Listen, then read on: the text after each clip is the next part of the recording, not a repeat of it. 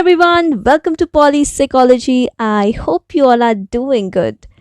So, this is going to be a new series in my channel of psychology, Polly Psychology, because there were certain students who were not very much comfortable with the Hindi language in which I have taught in my earlier videos, and you can also check in my description box.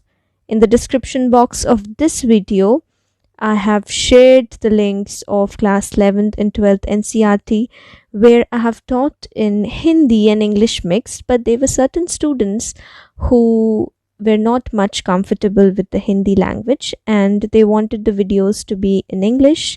So I just thought of making the new series of class 11th and 12th in English so that it can help those students as well, because the notes which I'm using here, it's the same that has been used in the Hindi series. So if you're comfortable in Hindi, then you can definitely check all my videos, the playlist which I have given in the description box. But if you want to learn psychology in English, this is the first chapter's first part I'm teaching in this video, which is what is psychology. The chapter's name is. It is from the NCERT class 11th psychology book. So if you want a revision, if you want to understand the subject, you are very new to it, then you have done a great thing that you came to this video. And if you have come to this video, then please click on the subscribe button, and because that really motivates me to keep making videos for you all. So I hope that you all like my content, and before starting I would like to tell you that if you are interested in availing these handwritten notes of NCERT book which I have made by myself, then you can definitely check the link below. I have given the links of both the classes, class 11th and 12th NCERT notes, my handwritten notes, and you can go and check the link. So let us start. Now today in this video we will be seeing the definition of psychology.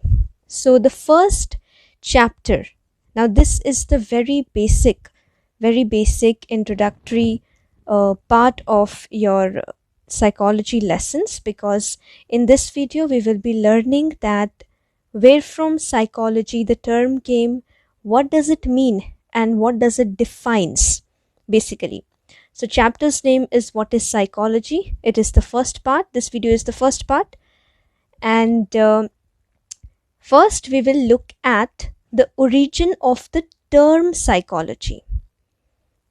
Now, if I will ask a person who is not into this field, if I'll ask that person that what do you think, what psychology is all about, then many people would say, if they are not really aware of what psychology teaches and what we study in psychology, they might just tell that it might be related to face reading. Some even think that psychology is also related to astrology and palmistry, which is actually not correct, because in psychology it is true that we will try to study the mind of people, but that doesn't mean that you will sit and you can tell anyone's mental activities just by looking into their eyes.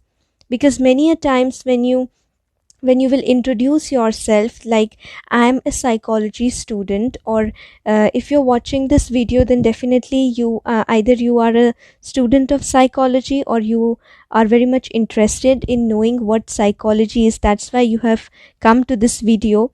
So let me tell you this thing, that whenever you will go out and whenever you will talk to anyone, it may be your friends or any other person, and they'll know that you are studying psychology. The moment they know that you are studying psychology, they will ask you that, can you tell what I'm thinking right now? So it's a very common question, and it's a very, very, very common scene for a psychology student, and slowly you will face this. As you go further in this field, you will definitely face all these questions because it's quite common. So it's true that we will be studying the mind of the people but it doesn't mean that you will suddenly know what the person is thinking. So keep that in mind and have a broad perspective about the subject of psychology. Now, the first thing to understand here is that where from this term psychology has been come from. So the origin of this word has been done from two Greek words. We have taken two Greek words, and combining those two Greek words, we have tried to create the term or the word psychology. And those two Greek words are, number one is psyche and number two is logos. So what does psyche mean? Psyche means the soul of the person.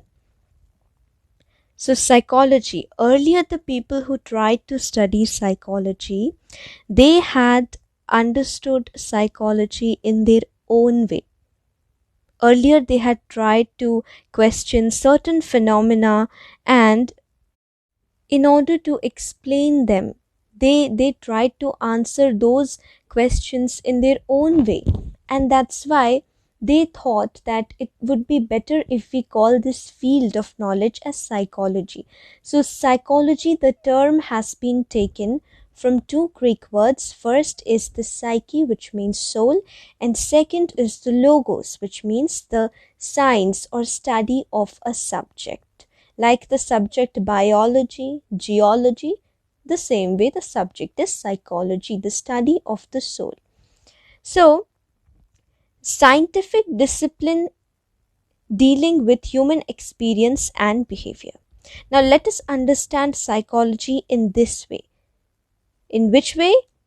In the way that psychology is the scientific discipline dealing with human experience and behavior. Now, why do I say that scientific discipline? Because while studying psychology, we use certain methods. We just take the help of science to answer all these questions. Like I said before, that even if you look at a person's eyes and you assume that the person is happy or sad, you don't have any proofs until and unless you really talk to that person and get to know about him or her. So how can we just say? And here we are not talking about assumptions, just like in astrology. In every field of study, they have certain theories, they have certain views to support their perspectives. But psychology, when we are talking about psychology, it is a scientific discipline. So we need to understand this thing, that we are not telling anything, we are not bluffing anything about any individual or any phenomena. We are studying it scientifically, and only then we are coming into conclusions, we are drawing conclusions, and we are making theories out of it in this discipline of psychology. So two things we could get from this sentence, that it is a scientific discipline dealing with human experience and behavior. So when I'm telling psychology, I'm talking about the experiences of the human beings, and most importantly the behavior of human beings. So that is very, very, very important, because now you will, as you study through my videos and as you go deeper into the subject, you will get to know that psychology studies the behavior of the person first, and only then we can draw conclusions about his or her mental state. So first we need to study the behavior. That is why it is said that it is the scientific discipline dealing with human experience and behavior. And this could be individual, dyadic, group, or organizations. So this means that we can carry out all these experiments at the individual level. I mean, if I'm a psychologist, I may study a person individually. It could be a man, it could be a woman, it could be a child, anyone at the individual level. I could do this thing in a dyadic setting where two people are involved as subjects. I could also study a group and derive certain conclusions on my hypothesis, or I can even do an experiment or do a social experiment and study a particular organization or any organization. So that's why scientific discipline dealing with human experiences and behavior, psychology study, could be done at these levels at individual, dyadic, group, or organizations. Now, these experiences and behavior which I talked of, they have got two bases to it. Now, before looking at the definition, proper definition of psychology, which you need to remember and which you need to learn it in order to have a proper understanding of the subject, and like it is a very basic knowledge about psychology. Like when someone is asking you what is psychology, you should be able to answer this thing. So definition we'll see later. Let me just explain you what this biological and social basis means. I told you that psychology is a scientific discipline dealing with human experience and behavior. Okay? Now, you just tell me that when a person behaves in a certain manner, what are the causes of that kind of a behavior? Just take the example when children are inside their classrooms and they are having a good chit chat time. They are like having fun with each other, and suddenly the teacher comes and still they are in a very they just don't realize that the teacher has entered the classroom. And when they realize that the teacher has entered the classroom, children take some time to get settled and then wish her or him good morning or whatever it is. And imagine the situation when children are, supposingly they are busy with their own class works, they are writing or doing something, their own work, and then principal is around. How would they behave? Do you see the changes in their behavior? You could tell that in the first case, when the teacher comes, the children, they get alert, but the level of formalness is quite less than in the second case, because when principal comes, the children act more cautiously, much more. The teacher doesn't even needs to tell that behave properly or sit properly or keep your mouth shut, nothing. The children, they will most of the children, it is like most of the children, I cannot say like every child will act in a same manner, because psychology, we are studying about human beings, and get this thing in your mind like right from the beginning that we are having individual differences. No person is exactly like any other person. Even we see individual differences between twins, among siblings. So we need to accept the fact that every individual is unique and they will show their unique characteristics and behavior. So we find that most of the children, they will behave more cautiously when they see the principal. Even the ones who create fuzz inside the classroom, even the ones who just like, they talk a lot, or they just keep on having fun. They are not much into studies. They like to have a play. They like to have playtime more, and they like to talk about their favorite cartoons or their favorite foods. The ones who are, the ones who just like to light up the classroom with their jokes. Even children like them, they get cautious and alert when the principal is around the classroom, or when the principal is just taking round of the school. Now, why does that happen?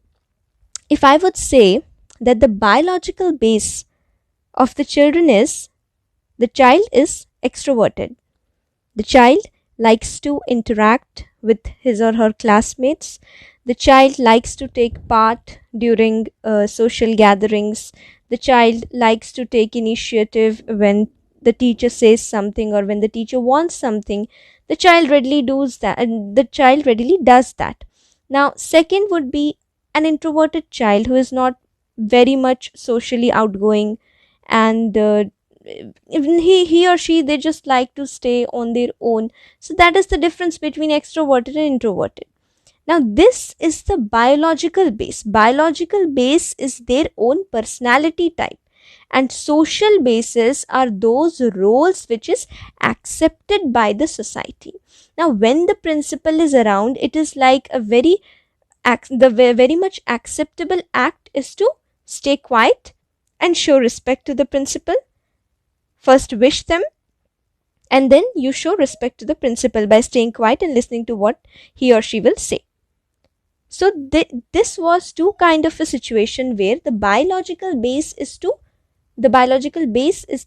personality, is the characteristic features of the child himself or herself. But even after being an extroverted person, when the child shows respect to the principal and stays quiet or gets alert, cautious when the principal walks in, that shows the social base of the behavior. So human experiences and behavior, they have got these two social bases. So every time we are going to study a phenomena, we will be looking at it into two ways. Number one is the biological base. We'll try to reason it through the biological base. And second would be, we'll try to find the social base of a particular occurring behavior and experiences. Now let us look at the definition of psychology, what it says. It is a science which studies mental processes, experiences and behavior in different contexts. So I told you about the behavior and experiences. Sabse pehla, the first one which the psychology subject does is it studies the mental processes. Mental processes means all our mental activities that is going on inside our mind and brain. Experiences are those subjective experiences that a person is experiencing by himself or herself. It is very individualistic and very subjective in nature, because the person experiencing that particular event will definitely have a unique perspective about that particular event, phenomena, or whatever you could say. So two persons will never have same kind of experiences. Like, mostly it could be similar, but we just cannot say that exactly similar.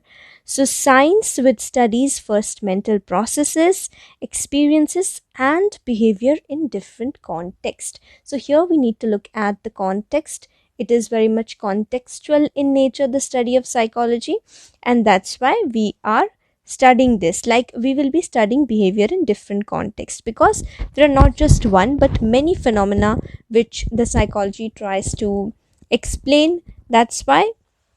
And next is, we will try to understand, we'll try to look at what mental processes are. Now, as I told you, it is all our mental activities, our consciousness, our awareness of the experiences which is internal in nature. Mental processes we cannot see. Just like we can observe the overt behavior of a person, like a person is dancing, we can see and tell that the person is dancing. But mental processes, we cannot tell what the person is thinking. Just by looking at him, we cannot tell that what the person is going through. So that is consciousness, how you perceive everything in this world. How much are you aware of all the surrounding events in your life?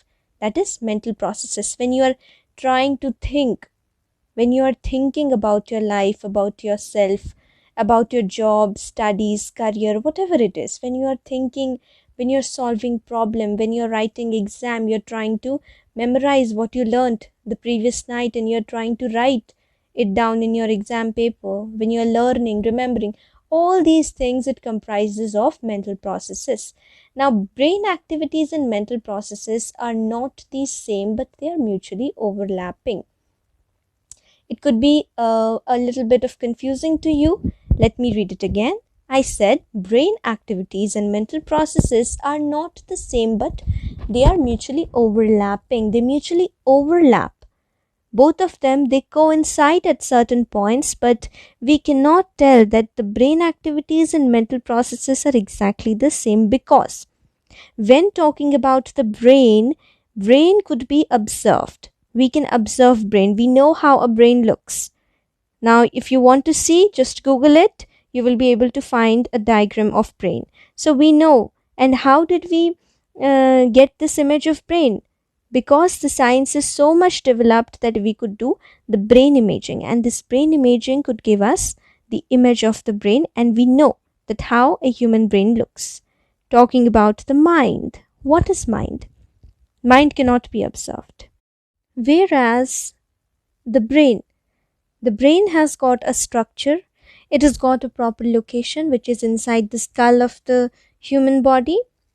And when talking about mind, it does not have any specific location or a structure.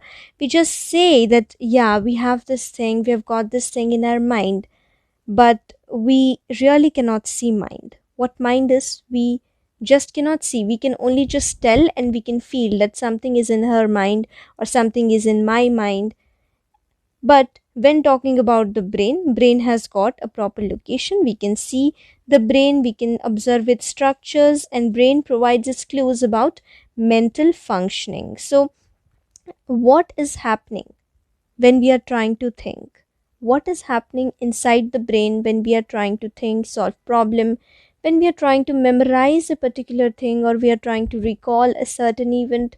What happens in our brain? What happens to our mental functioning? That can be observed through the brain imaging. If we are observing the brain, we can also observe all these activities. But mind, it evolves due to experiences and interactions. How is mind developed? The more we interact, the more we gain experiences. Only then our mind will develop. Brain, it is less consciousness, and mind has got more consciousness. Now the first part is done. When I talked about the definition of psychology, let me remind you once again, it is the science which tries to study the mental processes, experiences, and behavior in different contexts. So the first part of mental processes has been done. Let us move on to the next, experiences. I told you that experiences are very much subjective in nature. What do I mean when I say subjective in nature? It means that it wholly depends upon the person experiencing it.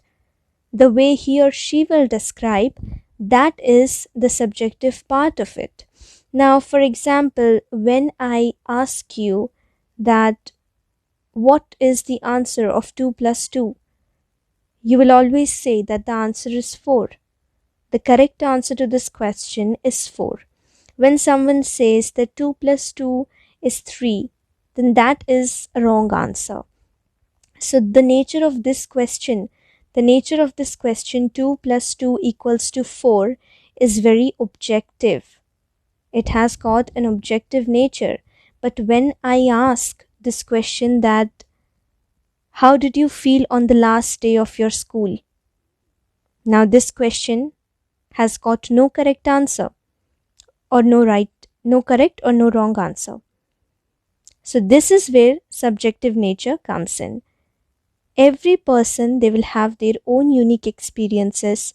They will try to recall, recollect, and express that feeling in their own unique way, and how they had felt on the last day of their school.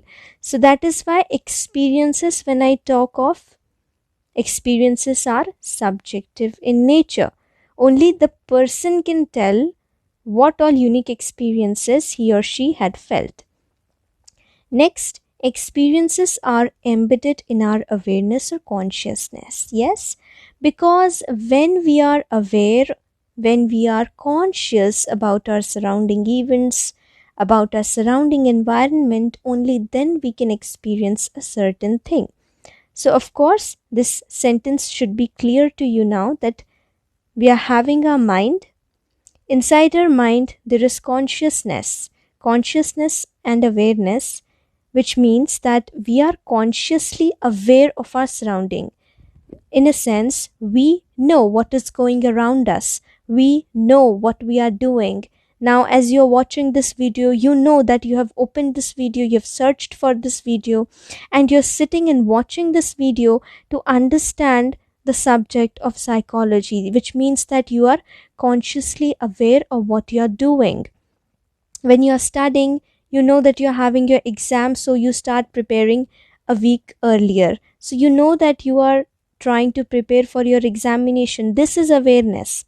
When you try to control your diet because you're putting on much weight, you are aware of what is happening to your body. You are aware of what are the demands to a healthy lifestyle. So that's why you just convert your eating habits, and you indulge in exercises and all. because you're consciously aware of what is going in your life and what you should do in order to live a proper healthy lifestyle. That's why you are adopting all these things. So when you are aware, now you firstly you need to be aware, consciously aware, in order to gain all these experiences. Now when you're consciously aware, you try to control your diet in order to maintain your uh, body figure or whatever it is, in order to maintain a healthy lifestyle. And then someone is complimenting you, telling you that you are really looking much better now, much beautiful than earlier. So how do you feel? You feel very good about yourself, you feel very good and motivated, and that is the reason why you will say that yes, I had a very good experience in weight loss journey. So how did you experience that thing? Now this, I told you, I gave you a big example, but experiences could be anything, like right from very basic things, like you're watching this video, how did you feel? It will be very subjective. Now two students watching this video through online platform, they will not report the same feelings about this video. One would say that yes, it was really informative, I could understand most of the topics, but other would say that no, I think that I did not gain much information through this video. So it is very much subjective. Experiences are very much subjective, and it may be like positive feelings or negative feelings, both comes under experiences. Now there are certain unique experiences which could be called as esoteric experiences. These experiences are basically experienced by the yogis or drug addict. When we say like they have reached to a high level, what do we mean? People take drugs to feel high. It is like said, like when you're taking a drug, you're really high on that drug. So that high is a level of consciousness which is like, you really feel happy. When yogis, they do certain kind of yoga, not just this regular yoga which most people do, but there are certain yogis who are like very much trained experts. They know certain things to do with certain kind of a meditation through which they gain these esoteric, extraordinary, exotic experiences which makes them really happy from inside. And these experiences are influenced by external and internal conditions of the experiencer. Sometimes when a certain thing has not happened in your favor, like you wanted to go for a competition but you did not get a prize, you felt that you did really great, but then you did not gain anything in that competition, then your mood is kind of off, and you don't want to go party with your friends, and they just come and tell you that let's go for a party today, or let's meet, let's hang out, and then you are in a denial mood. But imagine yourself the other day when they come, like in regular days when your friends will come and they'll just call you for hangout, you will be really happy to go and join them.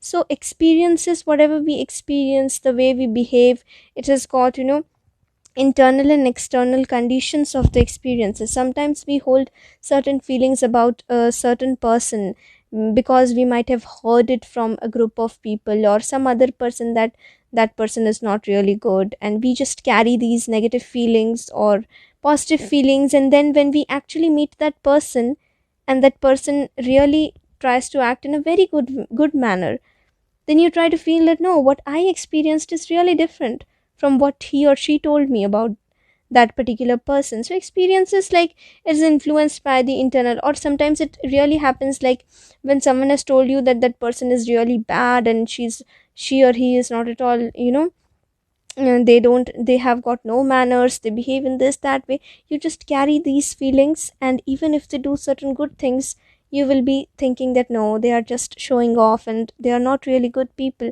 So it depends upon, it is very much influenced by our external and internal conditions. And that is why, in order to understand our mental state experiences, studying experiences is also very much important. Next is the most important one, behavior. What do you mean by behavior? Now, very, very, very basic answer. used in the field of psychology, in the study of psychology, is that behavior is a response or a reaction to a particular stimulus.